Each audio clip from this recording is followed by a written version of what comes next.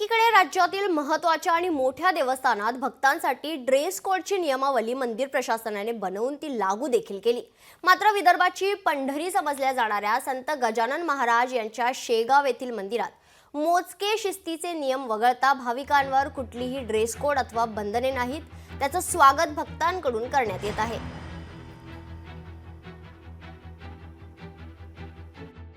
नाही, इथे नियमावली लागू करण्याची काही आवश्यकता वाटत नाही, कारण की हे एक महाराष्ट्रातील श्रद्धास्थान आहे आणि संत गजानन महाराज म्हटले तर हे जे देवस्थान आहे हे अख्ख्या जगामध्ये प्रसिद्ध आहे।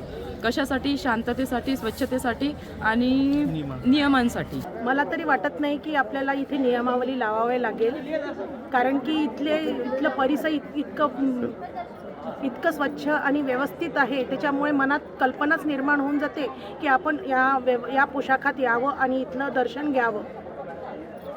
त्याच्यामुळे भक्तांना वाटणारच नाही की आपण कमी कपडे घालून यावं की नाही यावं, असं काही नियम लागू करावे असं तर मला वाटत नाही। लोकशाही मराठी ऐका, पहा, जागरूक रहा।